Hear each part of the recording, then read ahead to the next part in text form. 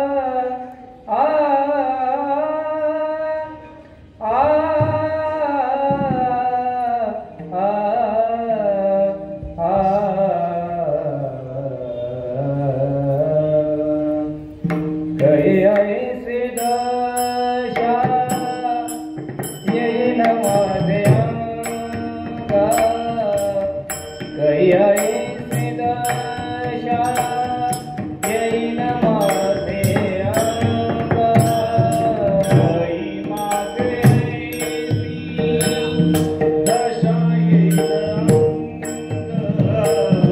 कही ऐसी दशा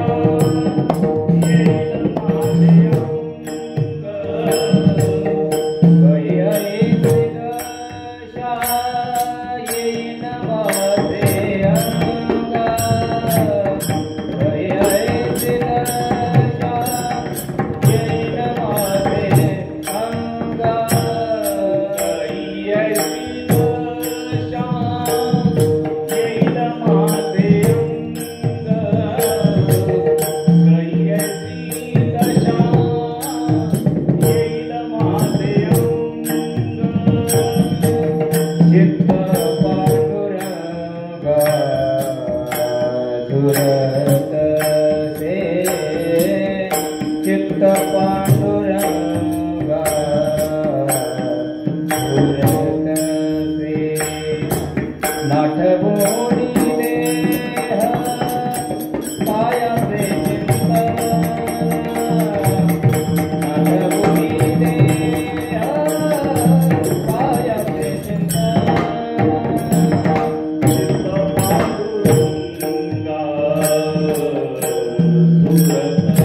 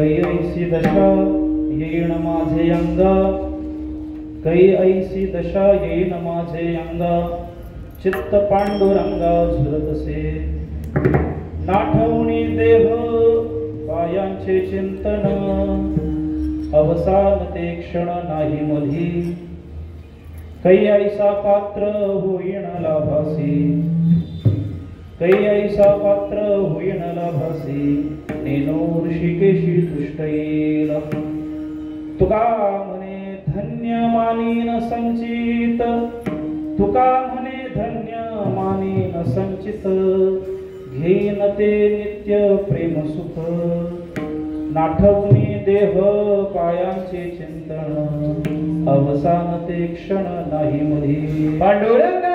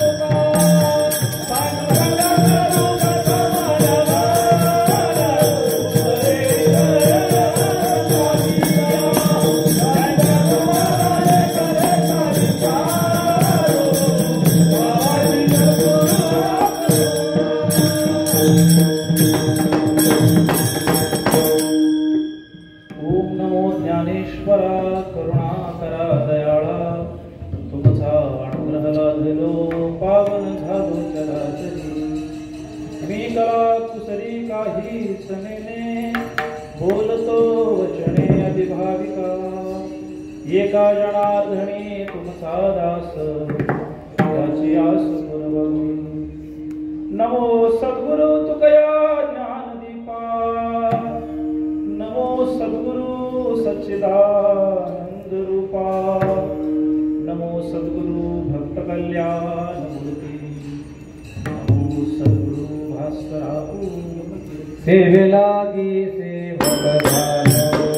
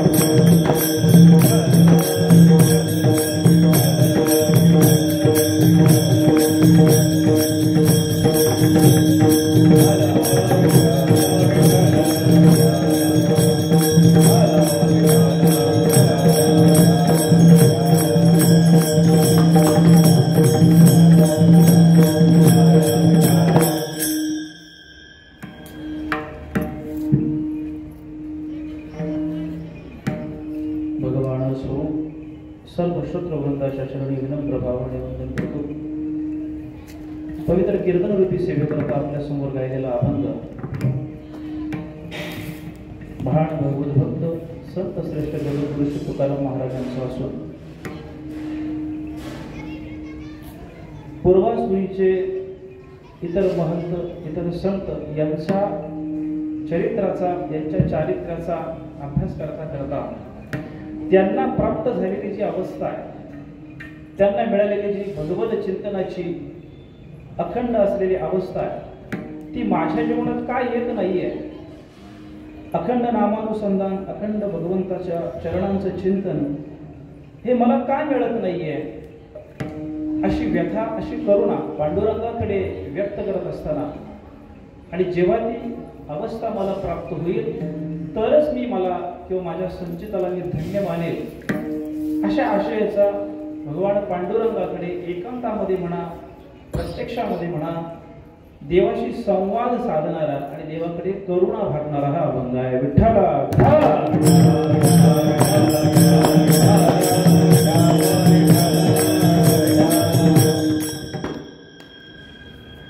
या अभंगातून तुकोबाऱ्यांचं काही हृदगत व्यक्त होत आहे. महाराज स्वतःबद्दल देवाशी बोलत आहेत, स्वतःची भावना परमात्म्यासमोर प्रकट करत आहेत. त्यांच्या त्या भावभूमिकेचा काही आपल्याला स्पर्श करता येतोय का, याचा प्रयत्न आपल्याला उरलेल्या या पाऊण तासामध्ये करायचा आहे. त्याचं सखोल चिंतन आपण पुढे करणार आहोत. तुकोबारा म्हणतात, कैयसी दशा येईन माझे अंगा, चित्त पांडुरंग झुरतसे. देवा, माझं चित्त झुरतंय का, ती दशा माझ्या जीवनात येत नाहीये. आता हे उपहासातला ते दशा नाहीये, दशा अवस्थेला व्यक्त करणारा शब्द आहे. आपल्या जीवनात ती दशा तिथं लावून काय फायदा नाही. तुकोबाराला जी अपेक्षित आहे ती अवस्था आहे, भक्तीची परमोच्च अवस्था, ती दशा मला प्राप्त होत नाहीये. कुठली दशा आहे, तिचं प्राप्त ते दुसऱ्या जीवनात करतात. नाठवणी देह पायांचे चिंतन, अवसान ते क्षण नाही मध्ये. मला माझ्या देहाचाही विसर पडावा. नाठवणी देह पायांचे चिंतन, पायांचं चिंतन सतत माझ्या जीवनात राहावं. अवसान ते क्षण नाही मध्ये. ते चिंतन कसं असावं, एक क्षण सुद्धा त्याच्यामध्ये अंतर नसावं. सातत्यानं तुझ्या चिंतनाची अवस्था मला प्राप्त व्हावी, त्याच्यामुळे माझं चित्त झुरतंय. काही ऐसा पात्र होईन लाभासी, नेरो ऋषिकेशी तुष्ट येईल. स्वतःच करतो आता, स्वतःच त्या भगवंताच्या असीम कृपेचा लाभ मला मिळण्याकरता मी पात्र कधी होईल, कधी माझ्या अंगी अशी पात्रता येईल की जेणं भगवान तुष्टतील, आनंद होईल, त्यांना प्रसन्न होतील, अशी अवस्था मला कधी प्राप्त होईल, अशी विरहाची तळमळीची भूमिका व्यक्त करतात स्वतःशी. आणि मग परत शेवटच्या चरणात देवाशी बोलतो, तुका म्हणे धन्य मानेन संचित, तुका म्हणे धन्य मानेन संचित, घेईन ते नित्य प्रेम सुख. आता या चरणाचे दोन अर्थ मी केला. वरची जी अवस्था आहे 3 चरणांमधली, 2 चरणांमधली, ती सगळी मला प्राप्त झाली तरच मी माझं संचित धन्य आहे असं मानेन आणि ते प्रेमसुख नित्यानं भोगील. पण त्याचा दुसरा अर्थ असा आहे, ते प्रेमसुख मी नित्यानं प्रेमसुख नित्यानं भोगील, ते सुखोपभोग भोगील, तेव्हाच मी माझ्या संचिताला धन्य मानेल, असाही भाव त्यातून प्रकट होतो. विठ्ठला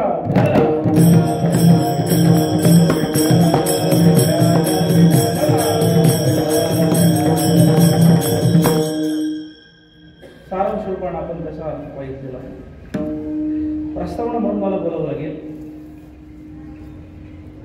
जगद्गुरु संत तुकोबारायांचा त्रिशतकोत्तर अमृत महोत्सव वैकुंठ गमनाचा आपण साजरा करतो आहोत.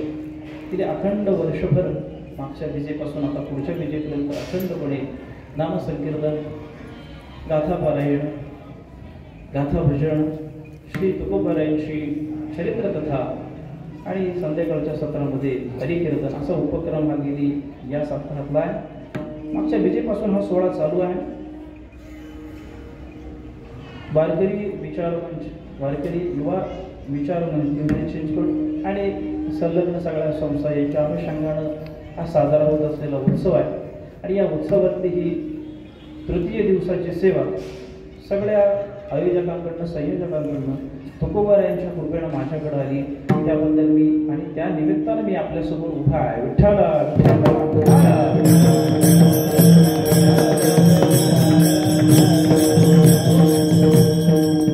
आपण अत्यंत बारकाईनं ऐकावं.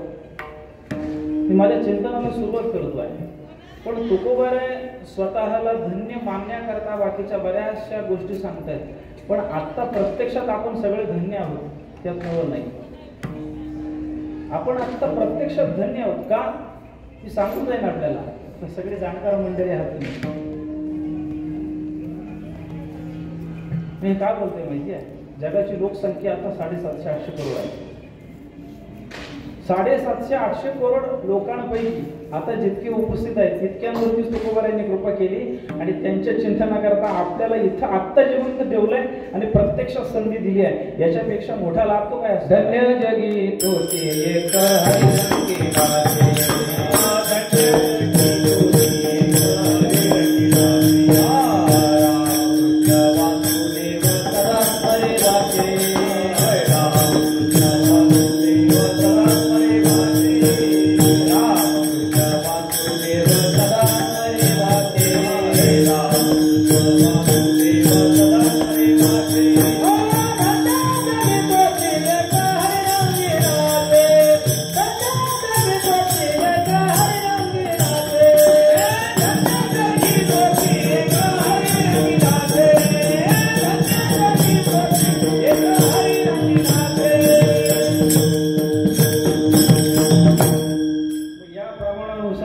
एक तर निश्चित झालं की आता इथं आपण हरिनाम संकीर्तनामध्ये आहोत.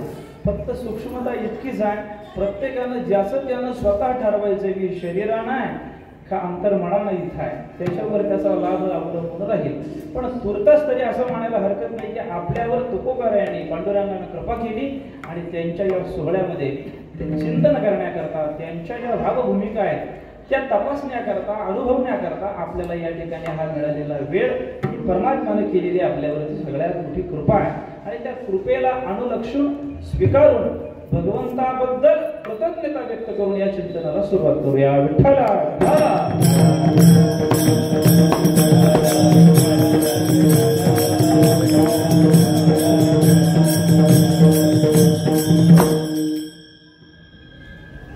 फार काही लांब चौडा असं काही मोठं कीर्तन होणार नाही.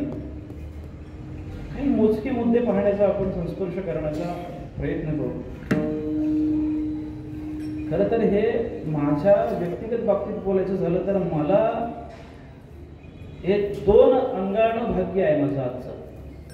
एक तर तुकोबाराच्या पावन भूमीमध्ये तुम्ही विचार करा, जिथं आपण आता ह्या सेवा करतो आहे तुकोबाराचे वैकुंठ स्थान आहे. कितीतरी वेळा तुकोबारा या भूमीवर येऊन गेले असतील. आता इमारती झाल्या पण त्यावेळेस काहीतरी वावरत असतील की शेतीच असेल. याच परिसरात कधीतरी तुकोबारा ते राखण्याकरता गेले असतील. याच परिसरामध्ये तुकोबारा विनय घेऊन पांडुरंगाचं भजन करत करत एकांतास गृहाच्या जवळ बसले असतील. याच परिसरामध्ये तुकोबाराच्या अनेक जीवनचरित्रातल्या घटना घडल्या असेल. काय कुणास ठाऊक तुकोबाराने या ठिकाणी पण कीर्तन केलेलं असेल. विठ्ठला विठ्ठला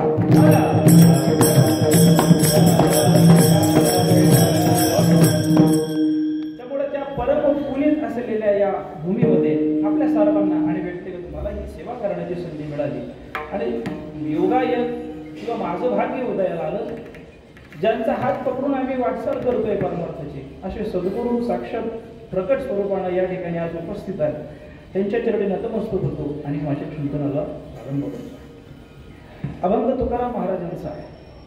या अभंगातून तुकाराम महाराज स्वतःची भाव अवस्था, स्वतःची तळमळीची झुरण्याची जी चित्ताची अवस्था आहे ती देवासमोर प्रकट करतायत. अगदी बारकाईने ऐका बरं. हे काही औपचारिक कीर्तन नाहीये. आपल्याला परमार्थ मार्गावरती चालायचं आहे तर संतांच्या मार्गाने जावं लागेल. कारण नाही का, पुढे गेले त्यांचे शोधिले मार्ग, पुढे जे गेलेले आहेत त्यांचा अनुभव जो आलेला आहे त्याला अनुकरण करत आपल्याला पुढे जायचं आहे. मुद्दाम हा अभंग घेतलाय. आता या अभंगात प्रवेश करताना प्रस्तावना याची मला अशी करावी लागेल तुकोबाराच्या जीवनचरित्रातला प्रसंग आहे. तुकोबाराच्या भावावस्थेतला प्रसंग आहे. मग ती भावावस्था ही जी त्यांची निर्माण झाली त्याच्या अगोदर त्यांचं स्वरूप कसं होतं याचा आढावा आपल्याला घ्यावा लागेल. आणि तिकडे जाण्याकरता तो जो त्यांचा प्रवास आहे तो आपल्याकरता काय उपयोगाचा आहे याच्याकरता दुसरं प्रस्तावना ठेवावी लागेल.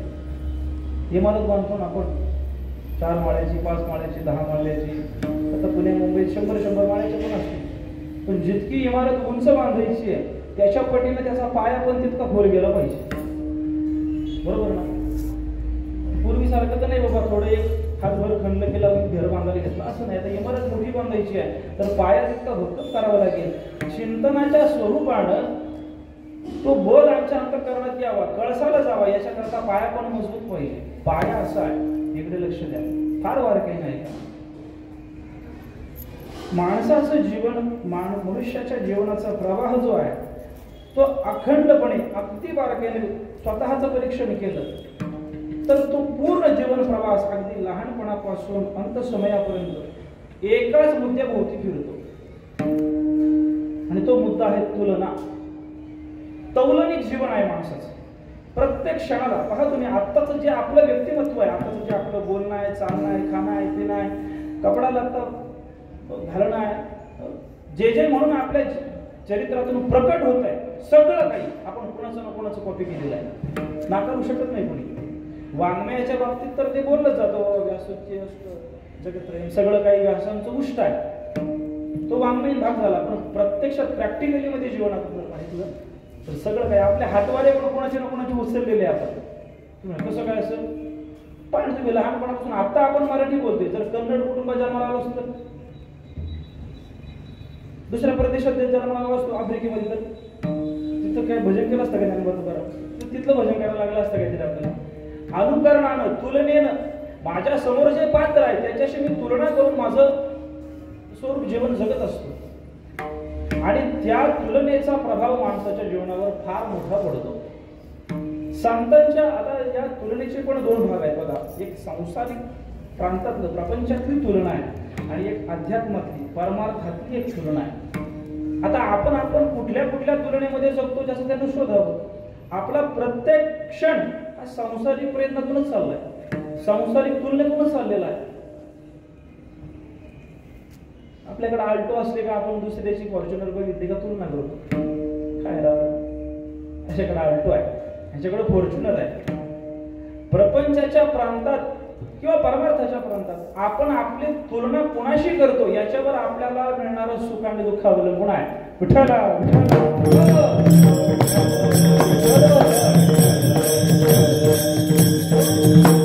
आपल्याला जे मिळतं ते बाहेरच्या दुसऱ्या गोष्टीतून नाही मिळत. आपण कुठल्या अँगलने विचार करतो याच्यावर अवलंबून आहे. कुणाशी तुलना करत आहोत आपण. एक चांगलं वाक्य सांगून जाईल मी आपल्याला. आपल्या जीवनातलं दुःख हे बाह्य गोष्टींवर नाहीच मुळात. अलेक्झांडर शेक्सपियरचं एक फार सुंदर वाक्य आहे, ऐकताय तुम्ही? अलेक्झांडर शेक्सपियरचं एक फार सुंदर वाक्य आहे. तो म्हणतो, माझ्या पायात चप्पल नसल्याचं दुःख मला तिथपर्यंतच होतं जोपर्यंत मी पाय नसलेला माणूस बघितला नव्हता. आपल्या जीवनात तरी वेगळं काय आहे? आपण मंदिरात गेल्यानंतर सगळ्यात पहिलं काय मागणी करतो? लहान मुलाला जरी घेऊन गेलो तर काय असतो पहिला पाडा आपला? डोकं ठेव बाप्पा, काय म्हणतात, सुखाशी ठेव. आता काय आहे? आता कशाचं दुःख आहे? दुःख मानून घेतलंय आपण कंपॅरिझन करतो, कशाच्या संबंधाने कंपॅरिझन करतो, तुलना करतो, याच्यावर सुख दुःख अवलंबून आहे. प्रपंचातला प्रांतच आहे. गणेशांचे कीर्तनकार खूप वेळा सांगायचे, अनेक महानुभावांकडून आपण ऐकलोय. प्रपंचाच्या प्रांतात चालत असताना आपल्यापेक्षा एक पायरी खाली असलेल्या माणसाकडे पाहून चला, तुम्हाला सुखाची प्राप्ती होईल. आणि परमार्थाच्या पथावर चालत असताना 2 पायऱ्या वर असलेल्या माणसाकडे पाहून चला, तुम्हाला परमार्थाची दिशा दिसेल. विठ्ठला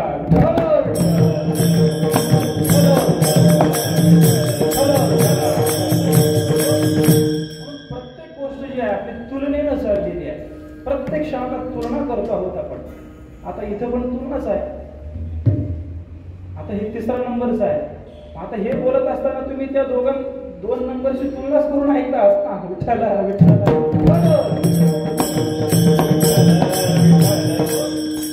सतत तारखा भरतात नाही का आपल्या काही आपल्या संबंधात कधी सेवा असल्या की मग त्या तारखा भरताना काय केलं जातं, पहिल्या दिवसाची कीर्तन सेवा असली की महाराजाला सांगितलं, महाराज सुरुवात तुमच्याच कीर्तनाला जोरदार व्हायची म्हणून पहिली तारीख तुमची आणि शेवटची तारीख असली का ते कसं आहे, चढता क्रम लावलाय मग तुमचं कीर्तन शेवटी ठेवलंय, तुलनाच केली जाते ना, ठीक आहे नाही, कालचं आजचं उद्याचं. अहो घरात जेवायला जरी बसलो तरी आपण बोलतो आपल्या घरातल्यांना, काय भाजी केली तू, काल कशी केली होती, म्हणजे कालची नाचची तुलना आहे. प्रत्येक क्षणाला तुलनात्मक जीवन आहे आपलं, प्रत्येक क्षणाला.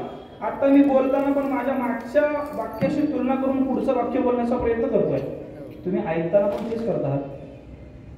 समजतं की काय म्हणजे, अगदी बारीक आहे का, तुलनात्मक आपलं जीवन आहे, याच्यापेक्षा दुसरं काही नाही. अंत समयापर्यंत माणूस केवळ आणि केवळ तुलना करतो, केवळ आणि केवळ तुलना करतो. आपण जे काही आता आहोत आपण कोणाचं तरी अनुकरण करूनच आलेलो आहोत. हा भेटा असा बांधावा, कोणाचं तरी बघितलं नाही ना. साधा शर्ट घ्यायला आपण दुकानात गेलो, काय मागणी करतो, शर्ट दाखवा. त्याला सांगताना कसं सांगावं लागतं, अहो तो जरा लेव्हेंडर कलरचा जरा ब्ल्यू कलरचा शॅडो असलेला हा तो समोर आहे ना त्याच्यासारखा थोडा साम्य ना, काय करतोय समोर काहीतरी त्याचा प्रतीक आहे त्याच्याशी तुलना करून आपण त्याला स्वीकारतो, फार विस्तारित करत नाही. जीवन आपलं चाललेलं आहे तुलनात्मक, प्रपंचाच्या प्रांतात आणि अध्यात्माच्या प्रांतातही. अध्यात्माच्या प्रांतात आपण कुणाकडे पाहून आपले मार्गक्रमण करतोय हे पण फार महत्वाचं आहे. आता फार बिकट अवस्था आहे, माझा असा अधिकार नाही या गोष्टीवर बोलण्याचा, पण बिकट अवस्था आहे. आपण कुणाचा नेमका आदर्श डोळ्यासमोर ठेवतो हे फार महत्वाचं आहे. तुलनात्मक जीवन आहे. तुकोबाराच्या जीवनाचा विचार करताना, तुकोबाराच्या चरित्राचा विचार करत असताना एका मुद्द्याला स्पर्श करून मी पुढे चलतोय की तुकोबाराय अवतारी आहेत, प्रश्नच नाही. परंपरा सांगते तुकोबाराय नाही का, जगद्गुरु तुका अवतार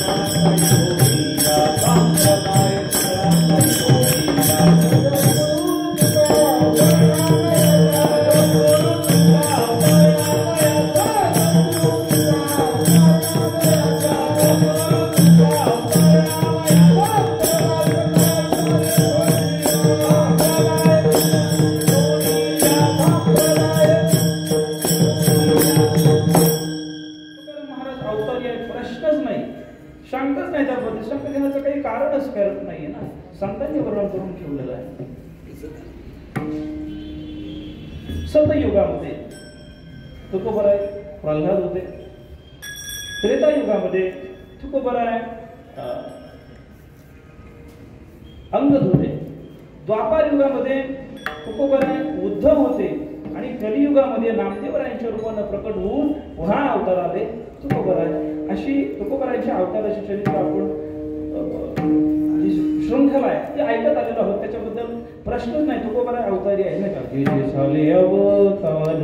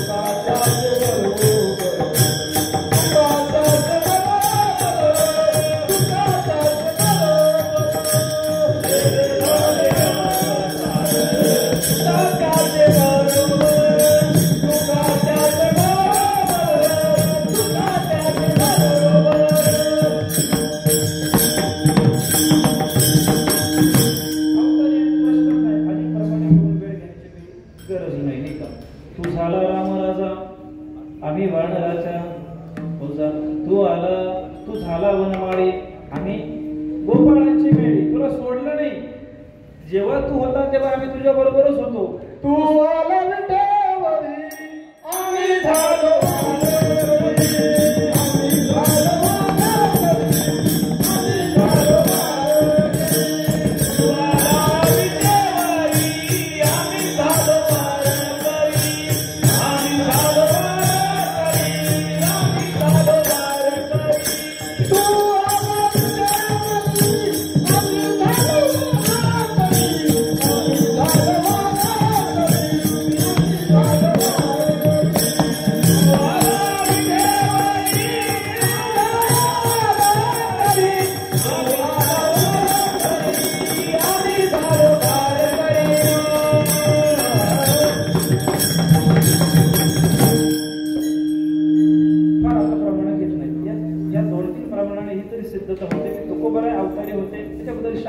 काहीच कारण नाही. पण आता ऐका, पुढे ऐका, सूक्ष्मतेने ऐका.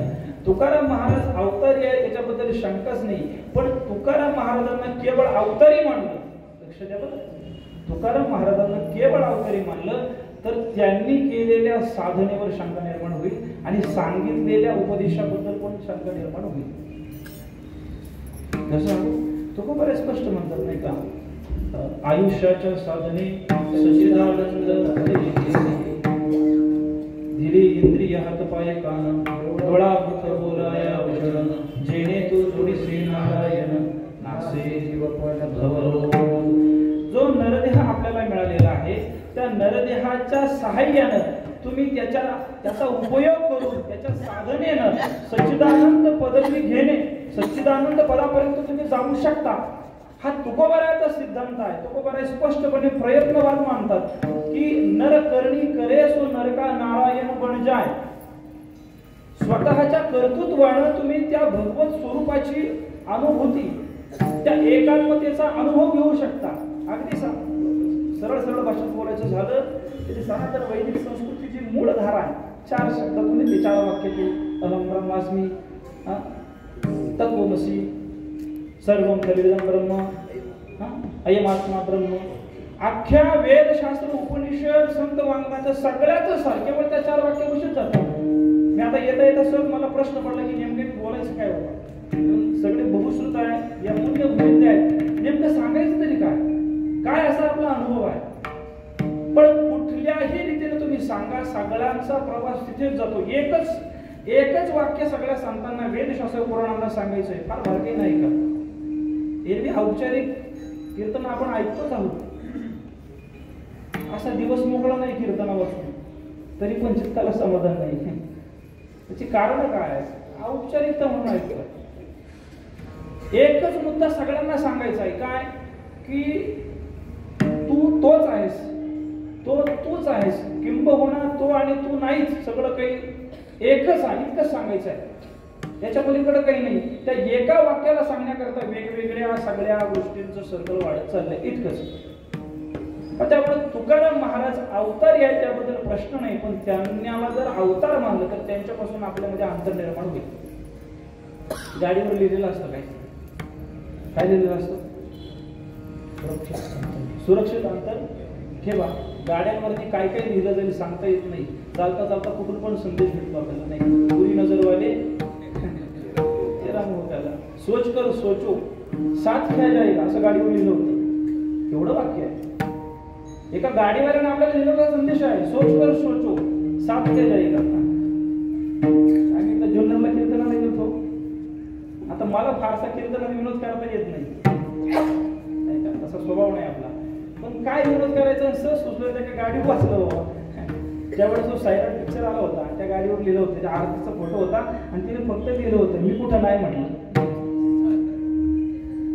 काय म्हणते, विठाला विठाला.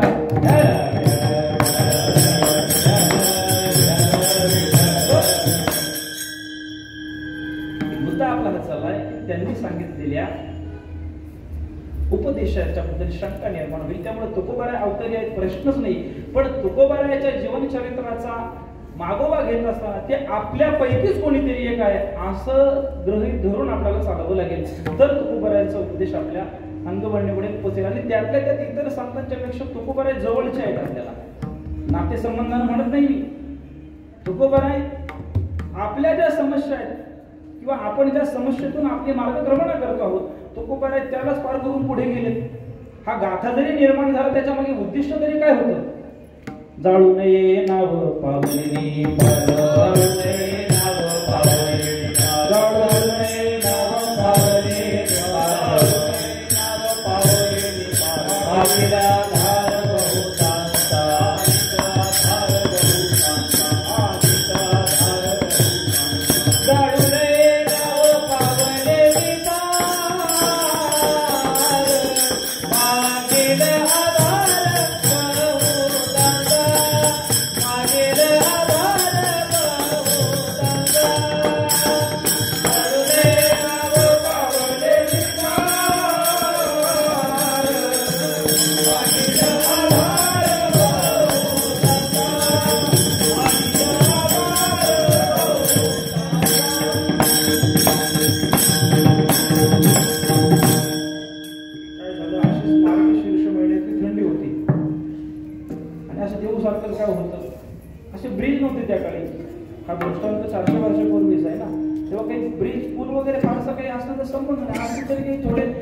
कमी प्रवाह पाण्याचा असल्या ठिकाणी असतील कदाचित बाबा.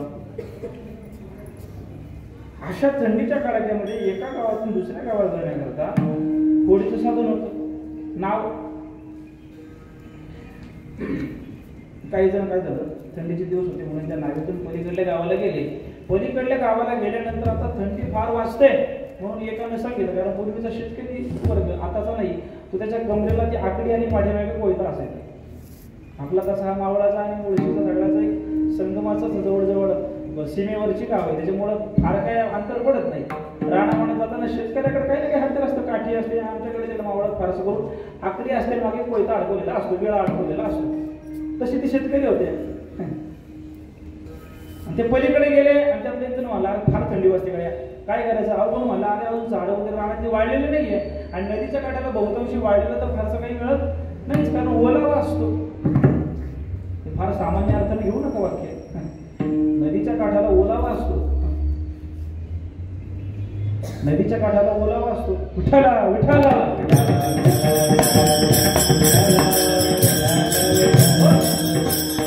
टपटपी झाडं झुडपं वेली अशा वाढलेल्या असतात. काय शेकोटी करण्याकरता काही सुकलेलं वाढलेलं लाकूड काय भेटत नव्हतं. तो म्हणलं काय एवढं तुम्ही तुमच्या कमरेला कोयत्यानं तो काढा, ती होडी जी आहे ना ती सुकलेल्या लाकडाची तोडून टाकू, शेकोटी करू.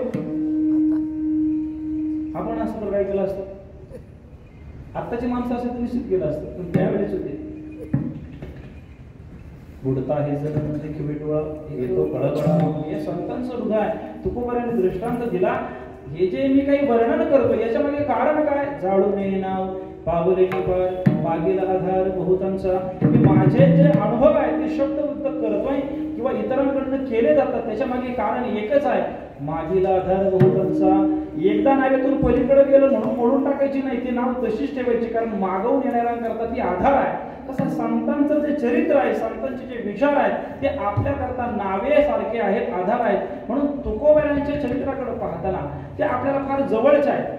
का, कारण आपल्या प्रापंचिकाच्या समस्याच ते जगलेल्या आहेत. तुकोबाराच्या चरित्राचं जर वर्णन करायचं झालं, शके 1530 ला तुकोबाराचा जन्म आलाय. नाथ महाराजांनी निर्माण केल्यानंतर 15 वर्षांनी तुकोबारांचा अवतार आहे. आता सगळा इतिहास आपण बऱ्याच वेळा ऐकलेला आहे. तुकोबाराचं ढोबळमानानं चरित्र पाहायचं झालं नाही का, बाप मेला अजाणता नव्हती संसाराची चिंता. लहानपणापासून तुकोबाराय मोठे मोठे होत आहेत. त्या काळचा एक अनुभव आपण डोळ्यासमोर आणू शकतो, कल्पना करू शकतो की काय वातावरण असेल. फार काही लोकसंख्या नसेल, मोजकी गावातली घरं असतील, अशा वातावरणात शेतकरी कुटुंबात सधन कुटुंबात तुकोबाराचा जन्म आहे.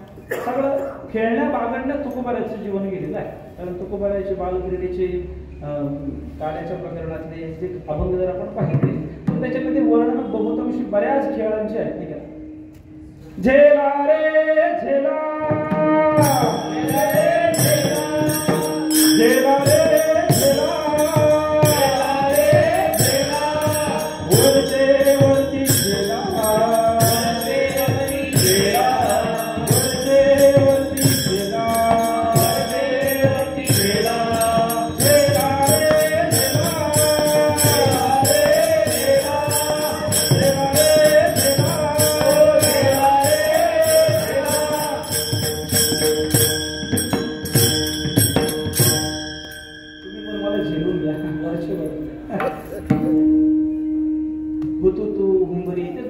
खेळ त्यांची वर्णन जास्त आलेली आहे. हे खेळ जे काय अगदी पौराणिक नाहीये, फार प्राचीन काळातले खेळ नाही, अर्वाचीन काळामध्ये आलेले आहेत. सांगायचं आहे मला मुद्दा काय की लहानपण त्यांचं खेळण्या बागडण्यात गेलेले, फार काही त्यांचं तत्वज्ञानी किंवा फार अध्यात्माची ओढ असं काही गेलेलं नाहीये. लहानपणात वयाच्या 13व्या वर्षी वडिलांनी म्हणजे शके 1943 ला तुकोबारांच्या वडिलांनी संसार त्यांच्या खात दिला. पहिलं सावजीला विचारलं की म्हणे आता हा आम्ही थकलोय, हा संसार तू चालव. सावजी म्हटले मला काही त्यात इंटरेस्ट नाही, मला त्यातून मात करा, मला बाजूलाच राहू द्या. मग 2 नंबरचा मुलगा तुकोबा त्यांच्या काळात तो दिला. तुकोबारायांनी तिथून पुढे अत्यंत उत्तम रीतीने 1 वर्षभर दुकान सावकारकी महाजनकी सगळं अत्यंत उत्तम सांभाळलं. मग बापाला वाटलं, वडिलांना वाटलं लग्न लावून दिलं पाहिजे. वयाच्या 14व्या 15व्या वर्षी तुकोबारायची 2 लग्न झाली. 1544-45 दरम्यान पहिलं लग्न झालं रुक्मिणीमाई साहेबांशी. पण त्यांना अष्टमाचा दम्याचा आजार होता. त्यानंतर मग आप्पाजी पुळव्यांची जिजाबाई त्यांच्याशी लग्न लावून दिलं. की धावतं गोबळ मनानं चरित्र सांगते आपल्याला अभंगाकडे यायचं आहे. तेव्हा तुकोबारायची भाव अवस्था पाहिजे तेव्हा त्यांचं पूर्वाश्रमीचं जीवन आपल्याला अभ्यासावंच लागेल. बरोबर झाल्यात काही अर्थ नाहीये. 13व्या 14व्या वर्षी त्यांचं लग्न झालं. 14व्या 15व्या वर्षी. पण तिथून पुढे गंमत अशी झाली. 17व्या वर्षी जेव्हा ते वयाच्या आले तेव्हा बापू आला. आई वडील वाढले. एका वर्षात 4 माणसं निघून गेली त्यांच्या घरात. आई वडील आणि मोठी भाऊजी निघून गेली. सावजी विरक्त झाले निघून गेले. काय धक्का असेल विचार करा. आई तारुण्यात किशोर वयच म्हणावं लागेल. पूर्वीच्याकडे लवकर लग्न होते. 17व्या वर्षामध्ये जर करती सवरती माणसं गेली. आता या मुलांचं असं वय किती असेल? 14-15च्या दरम्यानच वय असेल. याच्यापेक्षा काय वय असेल तुकोबारायचं? प्रपंचाच्या अनुभवाच्या रीतीनं काय वय असेल? काय जग पाहिलं असेल? काय बारकावे पाहिजे असेल? 17व्या वर्षी 4 माणसं घरात निघून जात आहेत. अख्खा भार स्वतःच्या खांद्यावर येतोय. पुन्हा नेटानं जोमानं सगळा प्रपंच सावर करण्याचा प्रयत्न केला. वर्षभर कसतरी गेलो. दुष्काळ इतका दुष्काळ आला अन्नाची महाग झाला नाही. 1 घास महागाचं नव्हतं. त्या वर्षभराच्या दुष्काळामध्ये 2 वर्षाच्या काळामध्ये होतं नव्हतं. सगळं गेलं. इकडे लक्ष द्या. दुष्काळे आटिले रवेलेला पारो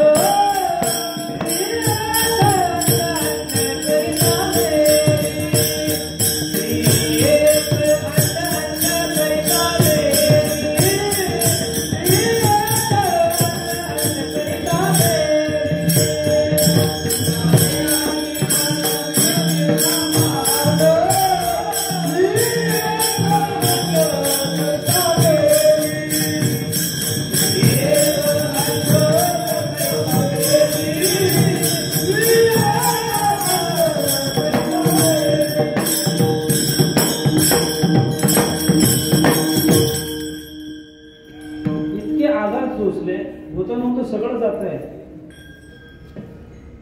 प्रिय असलेल्या पत्नीला 1 घास पण देऊ शकत नाही अशी अवस्था आली. सगळं लुटवलंच होतं ना. बरोबर केलंच होता. चरित्र सगळ्यांना ठाऊक आहे. स्त्री अन्न करता मेली. आपण कानावर पडून फार गुडगुडीत झालं म्हणून त्याचं गांभीर्य लक्षात येत नाही. आता प्रॅक्टिकली वर्तमानामध्ये आपल्याला आपला अनुभव पहा. जर आपल्या घरातले आपली प्रिय व्यक्ती पत्नी मुलगा आई वडील आजारी पडले आणि दवाखान्याचं बिल भरायला नसते तर काय वाटेल? आपण तुलना करू शकतो या गोष्टीची. किती मन कातर होईल. तुकोबारायला काय वाटलं असेल? समोर मरतीये पत्नी. पहिला पोरगा तो मरतोय दुष्काळामध्ये.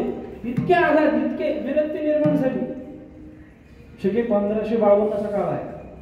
ऐतिहासिक पण वर्णन आहे त्याच्यामध्ये. दुष्काळाचं वर्णन आहे. गुरढोर मेली. धनधान्य सगळं वातावरण सगळं फिरलं. होत्याचं नव्हतं झालं. आणि अर्थातच थोडं नैराश्य आलं. विरक्ती आली. आणि मग एकांत आवडायला लागला. मग आता ही देहूची पंचकोशी एकांत पकडायचं. आता ही सगळी शिवार असते. त्याचे भांडार वगैरे एकांतात बसायचे. नामचिंतन करायचे. स्वतःच डायग्नोसिस करायचे. परिशीलन करायचे. पामचंद्रावर जायचे. तिकडे घोराड्यावर जायचे. आजूबाजूच्या गावांमध्ये कधी असं एकांतात जाऊन रमायला लागलं. संसार नावडेसा झाला. विरक्ती निर्माण झाली. सगळं हातातून जायला लागल्या. एकांत आवडता. आता पूर्वीची परंपरा होती भजनाची. पण इतका काही तुकोबारांना असा काही फार त्यातला आत्मीयता होती. परंपरा होती वारीची. अगदी विश्वंभर बाबांपासून सगळं काही देवपूजा होती. सगळं काही होतं.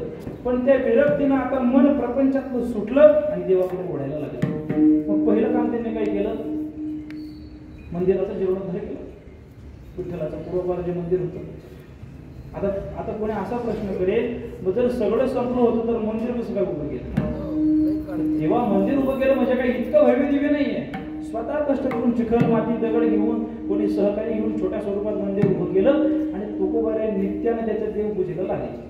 लोक हसायला लागले, वेडा लोक म्हणायला लागले, संसाराचं वाटोळं करून झालं, आता देवाच्या मागे लागणार. पण आता त्यांना एकांताची रुची निर्माण व्हायला लागली आणि एकांताची रुची होता होता आता एक लक्षात घ्या बरं, तो काळ आता पहा तुम्ही, 1552-53-54च्या दरम्यान एकनाथ महाराज आळंदीला येऊन समाधीचं उत्थान करून म्हणजे समाधीला प्रकाश आणून अवघी 15-20 वर्षाचा काळ लोटलेला आहे.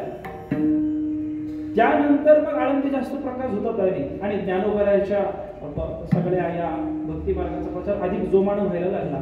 त्या कालखंडात तुकोबाराय कितीतरी वेळा आळंदीला गेले असतील, कितीतरी वेळेला आजूबाजूच्या परिसरात त्यावेळेसचे महंत असतील त्यांची कीर्तन श्रवण केली असतील, आवड निर्माण झाली. आश्चर्य वाटतं तुम्हाला, शेकडो हजारो वेळा ज्ञानेश्वरीची पारायण तुकोबारायांनी केली आहे. शेकडो हजारो वेळा नाथ भागवताची पारायण तुकोबारायांनी केली एकांत जाऊन. ते जाऊन फक्त काय नामस्मरण करत बसले नाही, हा सदग्रंथ पण अभ्यासलाय. कारण तुम्ही त्यांच्या सगळ्या अभंगाच्या ज्या वर्णमालिका पाहिल्या, जास्त करून तुकोबारायांवर प्रभाव जो पडलाय तो नाथांच्या चिरंजीवी पदाचा पडलाय. त्यांचे वैराग्य सगळे नाथांच्या चिरंजीवी पदाशी अनुसरूनच बहुतांशी आहे आणि नाथांच्या चिरंजीवी पदाबरोबरच तुकोबारायांच्या चरित्रावर अधिक प्रभाव पडला तो नामदेवरायांचा चरित्राचा आणि त्यांच्या अभंगाचा. कारण त्यांच्या अभंगाचा जर आपण विचार केला नामदेवरायांच्या आणि तुकोबारायांच्या, जवळजवळ बऱ्याच प्रमाणाचा साम्य येतं.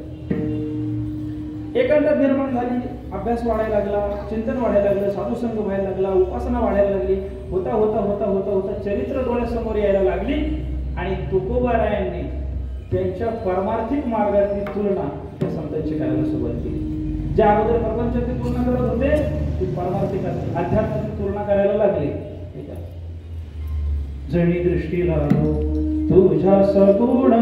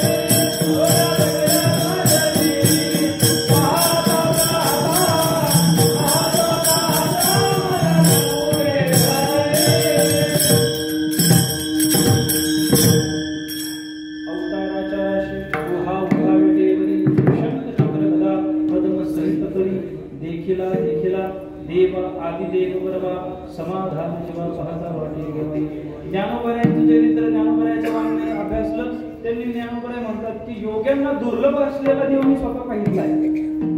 नामदेवरे म्हणतात शंखचक्र गदा पद्म आयुध शोभत असा परमात्मा असा विठ्ठल मला भेटलाय, मी त्याच्याशी नित्य हितगुज करतोय. नामदेवरायांचे चरित्र पाहिलं, ये ग विठ्ठल जानाबाईने वर्णन केलेलं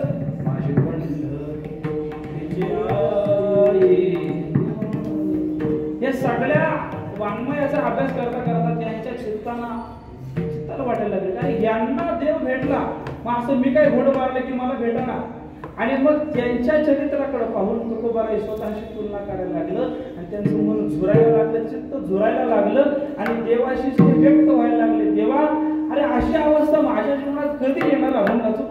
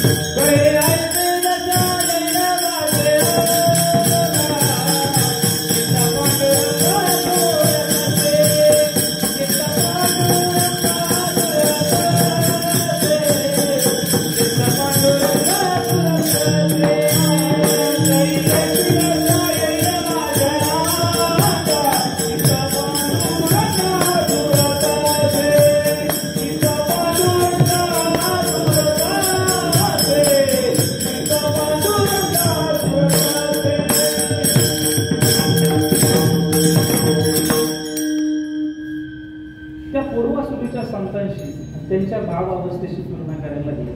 अर्थ माझे पोटी दिवसले की पोटी प्राण धरून कणठी वाचत आहे भेटसी केदवा माझी जीवलगा येग पांडुरंगा माय बाबा चित्त निरंतर माझे महागण अखंड पंढरी हृदय वसे कटी करत विटे समचरण साजरे देखावया झुरे असुवे दाटली उभारोनी पाहे असुवे दाटली उभारोनी पाहे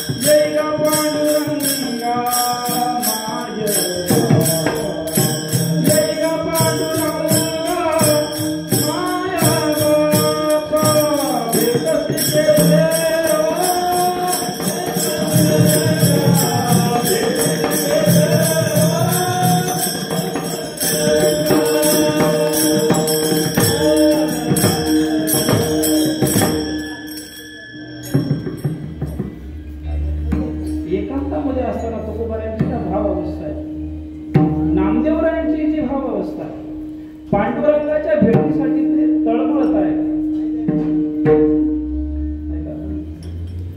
अर्थ माझे पोटी जीवसले की प्राण धरणे कंठी वाट पाय. तुकोबाराय आपल्या स्वतःच्या व्यक्तित्वाचा जेव्हा अभ्यास करतात तेव्हा त्यांच्याशी तुलना करून देवाला म्हणतात, देवा काही ऐशी दशा कशी ती आर्थता माझ्या जीवनात कधी येईल. काही ऐशी दशा येईल माझे अंगा चित्त पांडुरंगा झुरत असे. तुकोबारायचं चित्त झुरत आहे. बारीक आहे का? खरंच बारीक आहे. हे सगळं का बोलू थोडस माझा अधिकार नाही, पण तुमची परवानगी असेल तर बोलू. काय आहे इतकं तर माणसाच्या लक्षात द्यायला पाहिजे. किमान आपण वारकरी संप्रदायाची उपासना करणाऱ्या माणसांच्या तरी लक्षात द्यायला पाहिजे. आपल्या जीवनातले हे जे काही नामसंकीर्तन आहे, जी काही उपासना आहे, एकादशी आहे, सोमवार आहे, अनेक उपवास आहे, सगळे सण उत्सव समारंभ आहे, आपलं भजन आहे, ज्ञानेश्वरी आहे, गाथा आहे, प्रवचन आहे, कीर्तन आहे, जे जे म्हणून वारी म्हणून जे जे काही आहे ते आपल्या आत्मउद्धारासाठी आहे. त्या हेतूला जर बाधा आली तर मग हे सगळं बाकीचं फक्त दोन ठिकाणी पाहिजे होईल. तुकोबारायचं चित्त झुरत आहे. आपल्याला कधीतरी एखादा क्षण तरी वाटायला पाहिजे गेलो, हेच मला बोलायचं. एखादा क्षण आयुष्यातलं तरी आपलं झुरलोय का आपण देवासाठी? शिष्टाचार म्हणून आपण मंदिरात जातो, देवाच्या पाय पडतो. शिष्टाचार म्हणून जर आपण कीर्तन प्रवचनाला आलो, ताली ताली म्हणून मी चाललो. आत्मीयता काय आहे त्याच्यामध्ये? तुकोबारायचं चित्त झुरत आहे. आता झुरतय म्हणजे काय? झुरणं म्हणजे काय? एक सामान्य व्याख्या आहे त्याची. जे करावंसं वाटतं ते करता येत नाही, किंवा जे व्हावंसं वाटतं ते होता येत नाही, तेव्हा जे वाटतं त्याला झुरणं असं म्हणतात. त्याच्यापेक्षा वेगळी व्याख्या नाही. आता फार मी गायनात आपल्याला जाय नको. कन्या सासुऱ्याशी जाय मागे परतुनी पाही, पैसे झाले माझ्या जीवा केव्हा भेटसी. जीवना वेगळी मासोळी, जीवना वेगळी मासोळी, पैसा तुका तळवळी. जे करावंसं वाटतं ते करता येत नाही, जे व्हावंसं वाटतं तसं होत नाही, तेव्हा जे वाटतं त्याला काय म्हणतात? माशाला पाण्यातून बाहेर काढ. ऐका रे, माशाला पाण्यातून बाहेर काढलं मग त्याला काय वाटेल? वा वा बरं झालं, जरा हवा पालट झाला असं म्हणत का मासा? माशाला असं वाटतं की कधी एकदा मी पाण्यात जाईल. सासरी जाणारी जी मुलगी आहे तिची अवस्था काय आहे?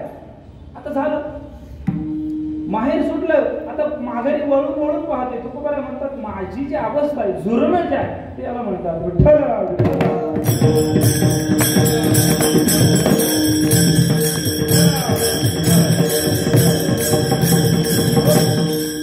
विस्तार करण्यासारखं काही नाहीये. काही ऐशी दशा येईल माझे अंग चित्त पांडुरंग झुरत असे. देवा ही जी संतांना आलेली जी अनुभूती आहे, त्यांची जी अवस्था आहे तशी अवस्था तुझ्या चिंतनाची विरहाची जी अवस्था आहे ती माझ्या जीवनात येत नाहीये. कधी येईल याच्यासाठी माझं चित्त झुरत आहे. परंतु त्याचं प्रकट स्वरूप कसं आहे ज्याच्यासाठी तुम्ही झुरताय? तुकोबाराय त्याच्यासाठी झुरताय त्याचं प्राकट्य किंवा त्याचं स्वरूप नेमकं कसं आहे ते अभंगाच्या दुसऱ्या चरणात सांगतात. नाठवुनी देह पायाचे चिंतन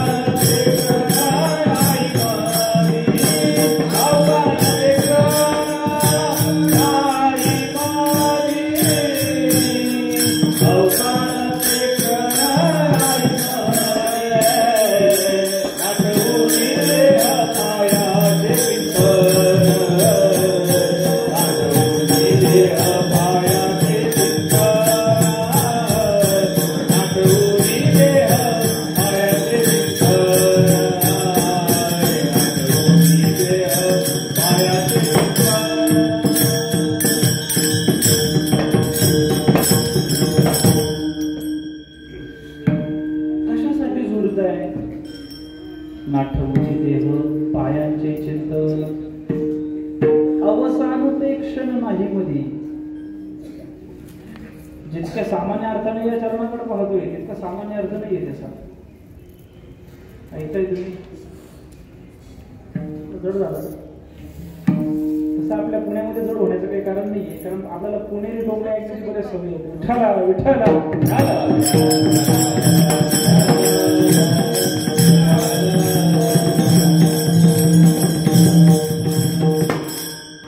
तुकोबारायांनी हे स्वतःच्या आत्मचरित्रात बोललेलंच आहे. स्वतःबद्दल बोलतात पण ते केवळ स्वतःसाठीच बोलतात असं मात्र नाही आहे. इकडे लक्ष द्या. काय सांगतोय मी? तुकोबारायांची जी भाव अवस्था आहे ती केवळ त्यांनी त्यांची म्हणून रचलेली आहे, त्याबद्दल प्रश्न नाही. पण आपण ती स्वीकारताना ती आपल्यासाठी आहे म्हणून स्वीकारायची असते. म्हणून तितक्या सामान्य अर्थाने याच्याकडे बघून ज्या ठिकाणी तुकोबाराय म्हणतात नाठवुनी देह पायांचे चिंतन अवसान ते क्षण नाही मध्ये. मला माझ्या शरीराचाही देहाचाही आठव होऊ नये, सतत तुझ्या पायाचं चिंतन व्हावं असं मला वाटतं. याचाच अर्थ काय की मी अजूनही देहावर आहे. याचाच अर्थ मला देहाच्या संबंधाने सगळ्या गोष्टी मोहपाशा व्यक्त केलंय जागोजागी. कामे नेले चित्त नेले यावरचे मुख बघू वाढू एका प्रमाणात सिद्ध होते. विठ्ठला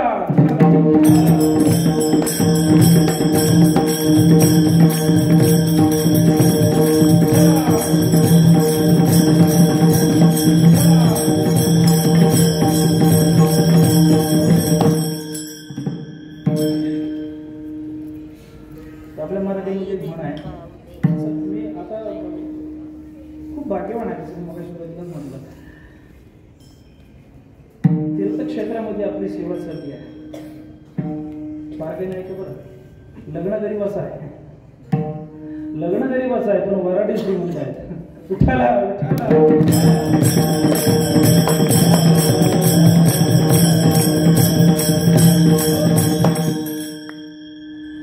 सगळ्यांनी थोडा थोडा आहे केला की लग्न चांगलं होऊन जातं. आपण चिंतन हे करतोय. तुकोबाने ज्या आधी म्हणतात नाठवून देह पायांचे चिंतन, मला माझ्या शरीराचा आठवू होऊ नये, नाठवून देह पायांचे चिंतन सतत माझ्याकडे माझ्या चित्तात असावं. कशा स्वरूपानं कशा रीतीनं अवसान ते क्षण नाही मध्ये दृष्टांतानं समजून घेऊ. सीता मातेचं दुसरं एक नाव आहे. काय नाव आहे? जानकी. अजून एक नाव आहे तिचं, नाही आहे का? खूप नाव असतं तिचे. वैदेही असे तिचं नाव आहे. सीतेचं नाव आहे वैदेही. वैदेही हे जे नाव पडले ते कशावरून? कारण जनक विदेही अवस्थेत होते. विदेही अवस्थेत असलेल्या पित्याची कन्या म्हणून वैदेही. जनकांच्या चरित्रातला हा बन का पुराणातला दृष्टांत आहे. तुकोबाराय स्वतः म्हणतात पाहिली पुराणे धांडोळी दरुषणे. आता याच्यात हे वाक्य बघा ना महाराजांकडे, फार सामान्य नाही आहे. धांडोळी दरुषणे दर्शन 6 प्रकारचे दर्शन आहेत आपल्याकडे. न्याय, योग, सांख्य, उत्तर मीमांसा, पूर्व मीमांसा आणि योग. 6 शास्त्र आहेत. मराठीमध्ये आहे काही? कशामध्ये आहे? संस्कृत मध्ये. म्हणजे याचा अर्थ एक निश्चित होते की तुकोबाला संस्कृतीत होतं. विठ्ठला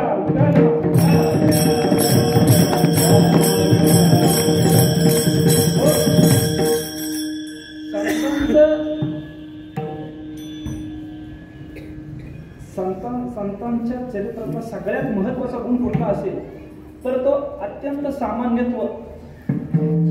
संत अत्यंत सामान्यत्वानं प्रदर्शित होतात, प्रकट होतात. तुकोबा म्हणतात काही पाठ केली संतांची उत्तरे, काही थोडीशी आपली कुठेतरी द्रोबल म्हणतो. काही जिथं नाथ भागवताची ज्ञानेश्वरीची शेकडो हजारो पारायण झाली आहे त्याला काही म्हणतात. वेदाचा तो अर्थ आमाशीचा ठावा येरांनी व्हावा. येरामध्ये आपण येतो सगळे, येरा गावाळे आपण येतो त्याच्यामध्ये. इकडे लक्ष द्या मी काय म्हणतो. तुकोबाराय म्हणतात नाठवुनी देह. हे इतकं सामान्य वाक्य नाही आहे, ते आपल्याकरता फार महत्वाचं आहे. आपण सगळं देहाशी अनुलक्षूनच भजन करतोय, त्याच्यातून बाहेर पडावं लागेल आपल्याला. विठ्ठला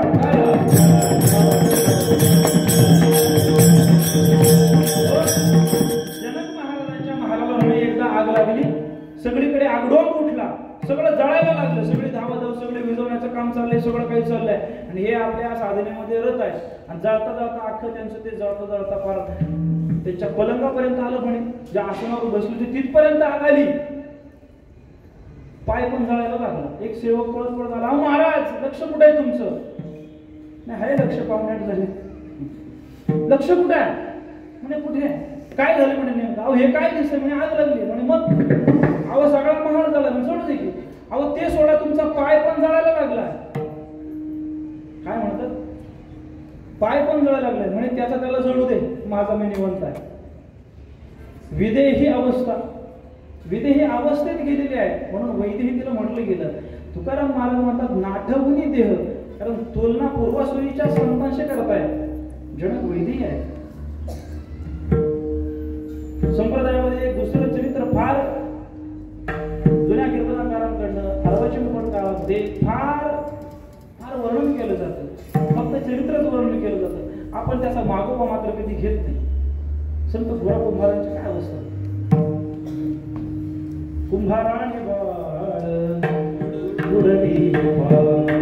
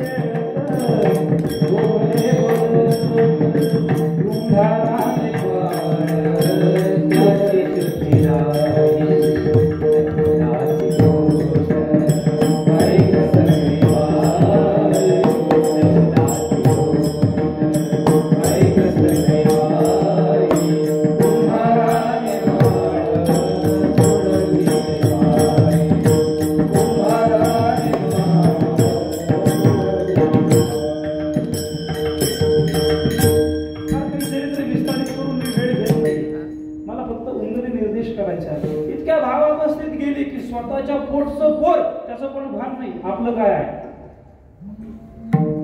आपलं तर सप्त्यात गेल्यानंतर नारळ नाही दिला तर दुसऱ्या दिवशी सांगतो मरेल पण त्या सप्त्याला जाणार नाही का, नारळ दिला नाही.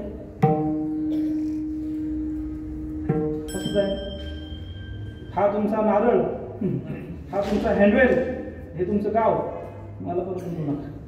कोण बोलवले येत आहे. आपण आपल्या उद्धारासाठी कीर्तनाला जावं, आपण आपल्या उद्धारासाठी सत्संगामध्ये जावं, लोकांवर उपकार करण्यासाठी नाही. आमच्या गावातले एक बाबा आहेत, भजनगिरी आहेत. आता थकले, त्यांना थोडा पॅरालिसिसचा आजार झाला, पडून आहे, पण आयुष्यभर भजन प्रामाणिकपणे भजन केलं. आम्ही लहान लहान मंदिरात जायचो पाण्याला आरतीला. 4-5 सगळे असे हृदयावर कोरून ठेवावं असं वाक्य बोलले. त्यांच्या जीवनाचा सार त्यांनी सांगितलं. म्हणजे पोराव एकच करा, फार बारके नाही का बरं, एकच करा. म्हणजे तुम्ही मंदिरात येताना एकच लक्षात ठेवायचं. त्यांनी काय सांगितलं ऐकायचं तुम्हाला, थोडं पुढे ऐकायचं. त्या जीवनाचा सार आहे. वेदशास्त्र उपनिषद सगळ्यांचं सार अगदी बोली भाषेत ग्रामीण भाषेत एका वाक्यात संपून टाकला परमार्थ त्यांनी.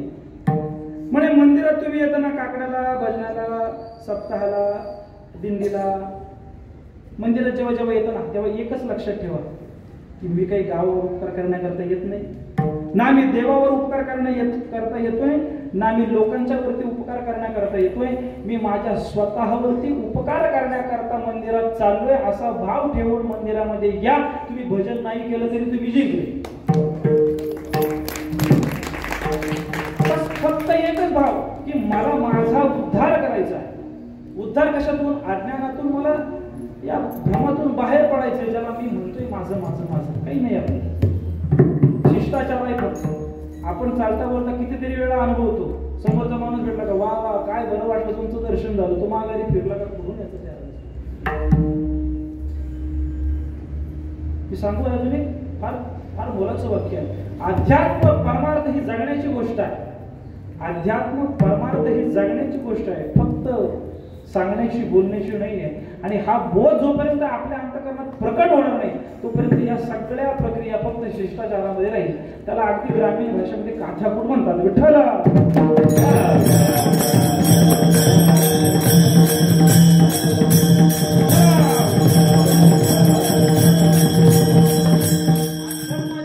सगळ्यात महत्वाची गोष्ट कुठली असेल तर त्याचं नाव आहे भाव.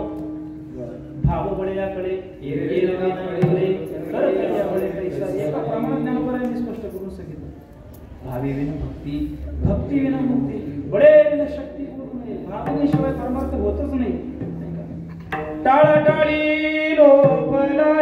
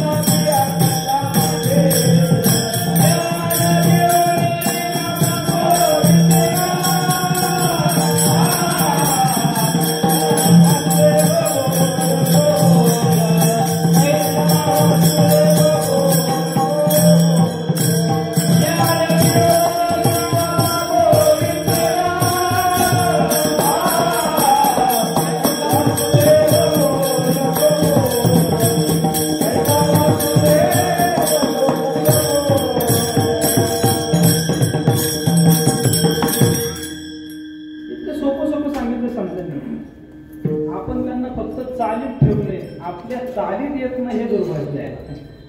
विठाला विठाला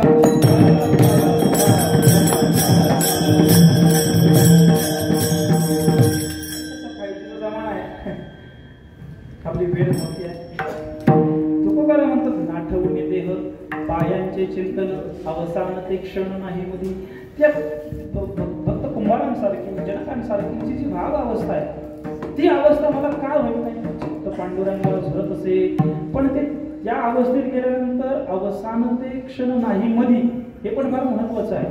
तेलाची धार असते ना, तेलाची धार कशी असते, बता एकदा सुरुवात झाली की ते त्या बाटलीतलं डब्यातलं पिशवीतलं तेल संपसपर्यंत त्या खालच्या पात्रात लागून वरच्या पात्रापर्यंत अखंड असते, ती तुटत नाही मध्ये. जेव्हा संपते तेव्हाच तुटते.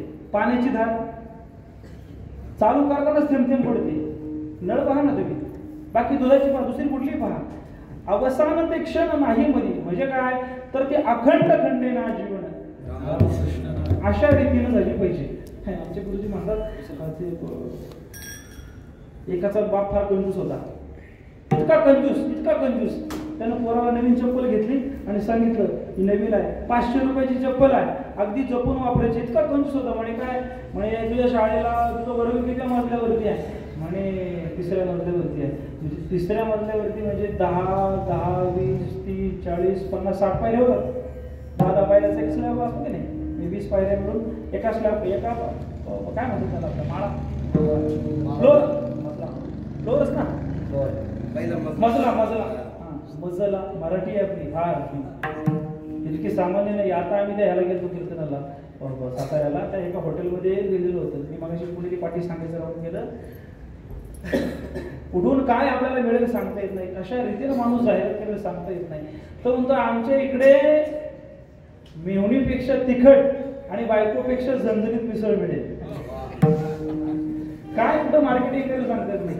उत्तम चहा प्यायचा असेल, चहा प्रेमी ऐका इकडे, उत्तम चहा प्यायचा असेल तर मुलगी पाहायला जाण्याचा कार्यक्रम करण्याची गरज नाही. आम्ही इथे आहोत. आपलं पुण्याचं चोरून नेलं काय माहिती. मराठी भाषा वाटते की फार गंमत आहे त्याच्यामध्ये. ज्ञानोबाईंनी उगीच वर्णन केलंय का? मी माझ्या बुद्धीचं प्रदर्शन करू इच्छित नाही. एक लक्षात घ्या, आमचा एक मित्र आहे पुण्यामध्ये सदाशिव पेठेमध्ये, गौतम केशव कुलकर्णी नावाचे. काय नाव? गौतम केशव.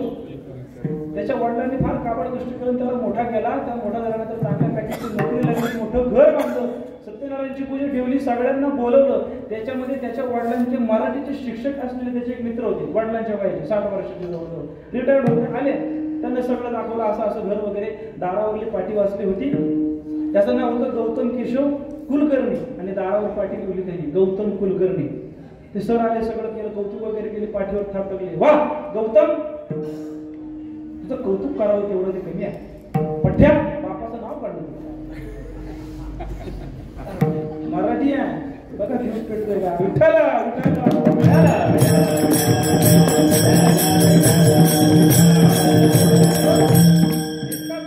सांगितलं 60 पायऱ्या, एक काम करायचं, एक पायरी चुकून दुसऱ्या पायरीवर पाय टाकायचं. म्हणलं ठीक आहे, बापसे बेटा सवयी. संध्याकाळी घरी आल्यानंतर त्याला चौकातच घर होतं, रस्त्यातच बाप बघायला लागला. गावातली गोड लोक झाली, म्हणजे काय कशाला मारत त्या पोराला? म्हणे मूर्ख लेकाचा. मूर्ख कोणाचा? त्याचाच. तो महामूर्ख. म्हणजे मारता का? आता गावाला नाही तो 10 कंजूस. अरे म्हणे याला 500 रुपयाची नवीन चप्पल घेतली म्हणे. मग मारता कशासाठी? त्याला सांगितलं एक पायरी टाकून दुसऱ्या पायरीवर, म्हणजे 3 नंबरच्या पायरीवर पाय टाकायचा, म्हणजे ती चप्पल 1 नाही 2 वर्ष टिकेल. मग मारता कशासाठी? म्हणे काही नाही, याने 1 नाही 2 पायऱ्या टाकून पाय टाकला. अहो म्हणे तुम्ही येडे का घोडे? 2 वर्ष चप्पल टिकायची, ती 4 वर्ष टिकेल, किती पैसे वाचतील तुमचे? तो ती चप्पल टिकेल का नाही टिकेल माहित नाही, पण त्या चप्पल टिकवण्याच्या नंतर 1000 रुपयाची बँड वाढली. विठ्ठला विठ्ठला.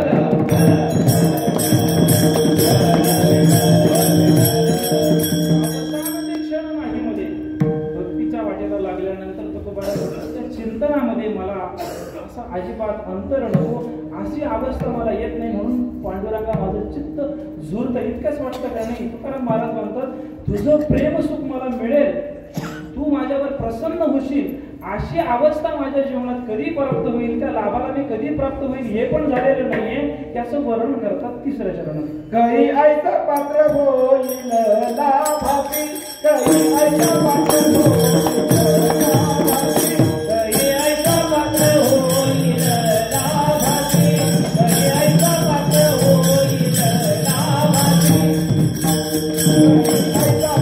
ऐका पात्र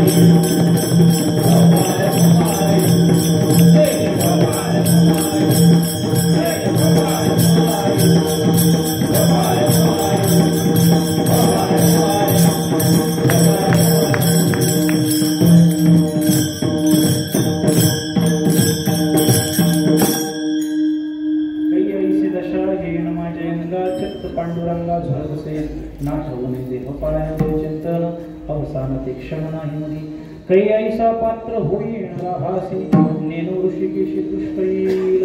तुकाराम महाराज म्हणतात माझ्या अंगाची ती पात्रता कधी येईल की ज्यानं परमात्मा तुष्टेल भगवंत प्रसन्न होईल. त्या पात्रतेचं लक्षण आपण जर पाहायला गेलं फार अवघड जाण्यापेक्षा निर्माचा परवडीचा आपल्या सगळ्यांच्या आवडीचा अध्याय जर पाहिजे आपण भगवद्गीतेतला 12वा अध्याय 13व्या श्लोकापासून 20व्या श्लोकापर्यंत 7 श्लोक जे आहेत ते भगवंताला आवडणाऱ्या भक्ताची लक्षणं सांगणारे आहेत.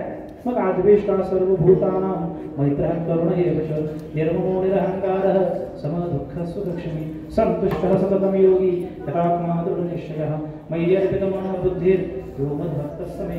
सगळे पाहून घ्या. आता आपली वेळ वाढली ना, म्हणायला फार आवडते. गीताने मुखानं म्हटली तरी तिचं पुण्य पत्रावर पडेल. विठ्ठल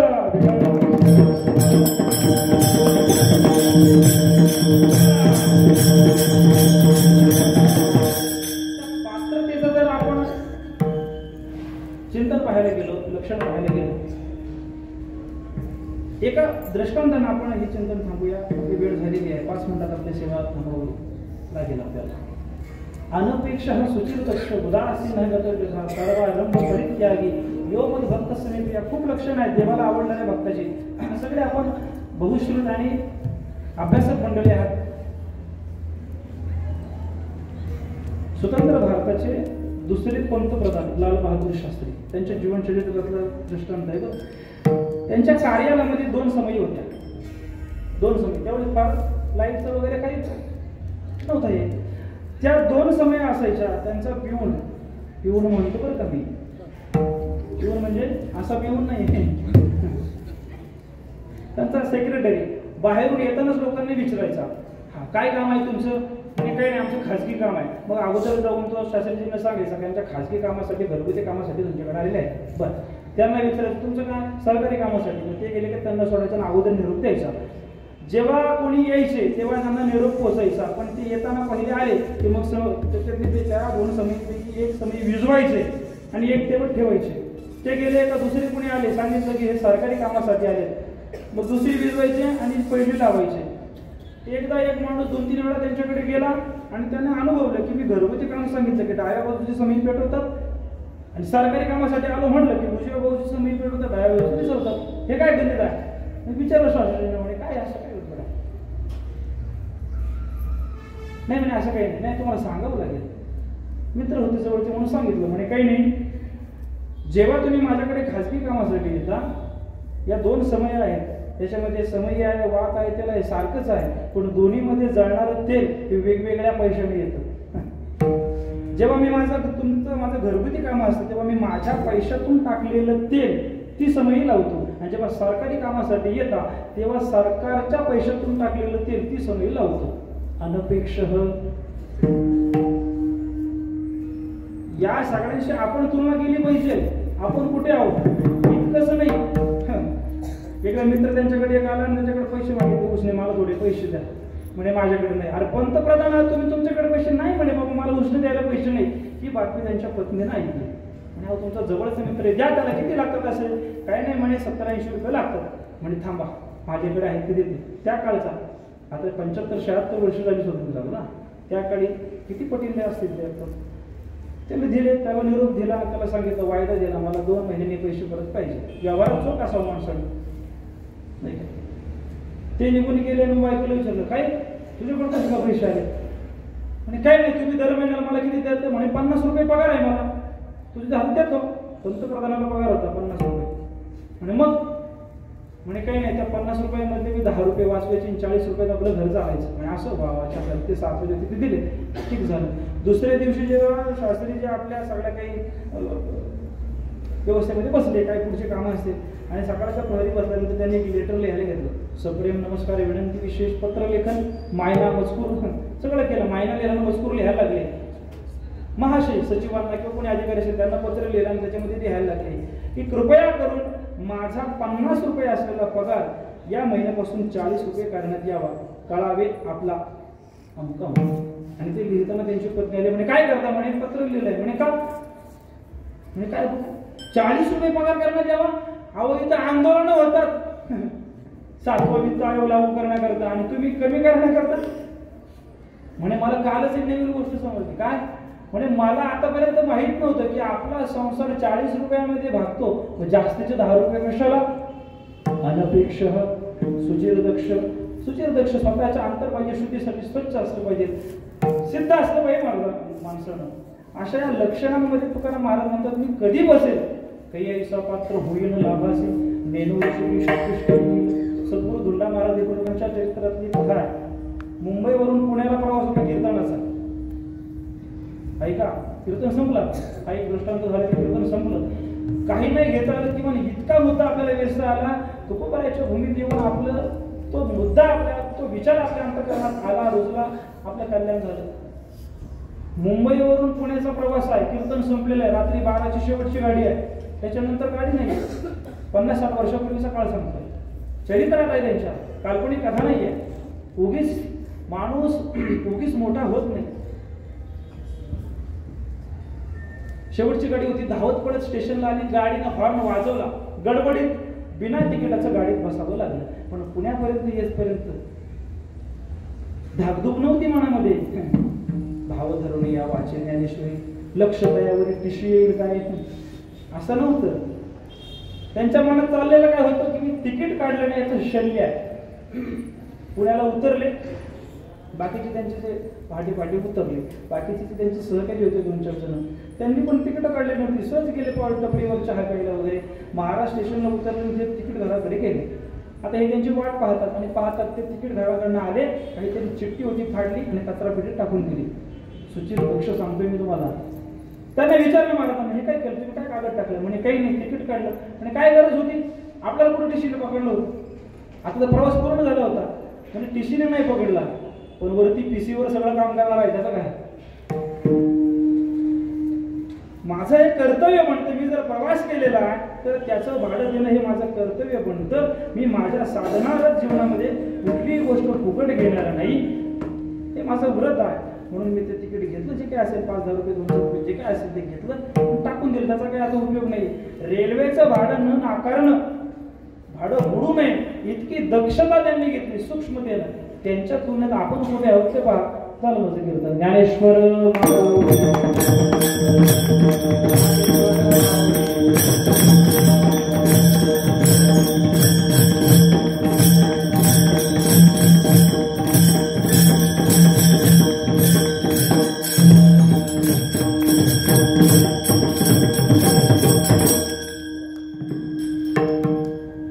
तुकोबाराच्या जीवनचरित्राचा हा आढावा आपण पाहितला.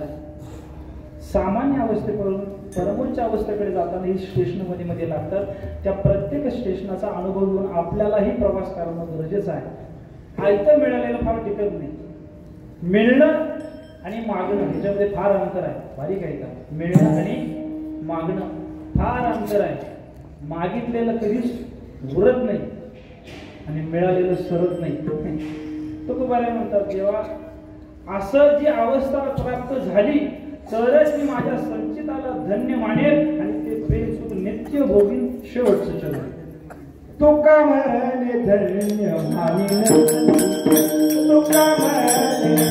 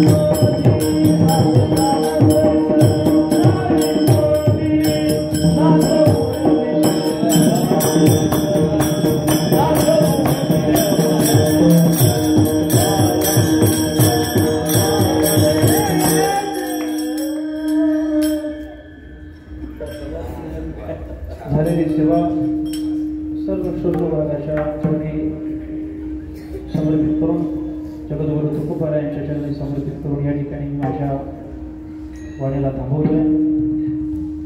यथामधी यथाबुद्धी जसा आकलित झाला तसा भाव प्रकट करण्याचा प्रयत्न केला. बोललेली कुठे वेडी वाकडी बोलतरी करा क्षमा परत महाराज तुझे सिद्ध. आपण सगळं जाणकार आहात, सर्व श्रुत आहात, बहुश्रुत समाज आहात. लेकराच्या बालकाच्या बोबड्या बोलाप्रमाणे मी या ठिकाणी हे वक्तव्य करण्याचा प्रयत्न केला.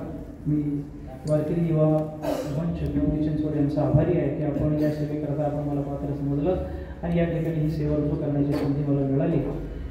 या सेवेकरता आपल्या मान मारुंजे हिंजवडी ताथोडे बऱ्याच भागातली सगळी मंडळी आपण आहात. असं भाग्य आहे आज की ज्यांचं बोट धरून आम्ही परमार्थाची वाटचालीला लागलो, वाटचाल करत आहोत. अशा आदरणीय गुरुवर्य वंदनीय हरिभक्तीपरायण संतोषी अण्णा घनवट हे आज या ठिकाणी उपस्थित आहेत. मी त्यांच्या चरणी कृतज्ञता व्यक्त करून त्याच रीतीनं आपल्या महाबळेश्वर या सगळ्या पुणे जिल्ह्याचे भूषण समाजभूषण आदरणीय सुखलालजी महाराज आपण या ठिकाणी उपस्थित आहात. तरी सगळी मंडळी परिचयाची आहे. तोंड ओळख आहे सगळ्यांचं, मला नामोल्लेख करणं कठीण आहे. गणेश महाराज आहेत आणि सगळी मंडळी आहेत. सगळ्यांच्या चरणी नतमस्तक होतो. यश भाऊ आहे, अशोक भाऊ आहे, आमच्या लोणावळ्यावर आलेले रामदास भाऊ आहेत, विलास भाऊ आहेत, सोनू भाऊ आहेत, आमच्याबरोबर आलेले सागर महाराज आहेत. सगळ्यांना धन्यवाद देतो. या ठिकाणी थांबतो. बोलण्याच्या ओघात जे जे काही चुकीचं गेलं असेल ते माझ्या बुद्धीचा दोष आहे म्हणून मला क्षमा करा. परंतु जे जे काही चांगलं आहे ते संतांचं आहे, परंपरेचं आहे, सद्गुरूंचं आहे. ते मात्र तुम्ही आपापल्या स्वतःच्या बुद्धीच्या कसोटीवर तपासा, स्वीकारा आणि ते आपल्या जीवनामध्ये आचरणात आणण्याचा प्रयत्न करावा. इतकंच बोलून या ठिकाणी थांबतो. तुकाराम तुकाराम.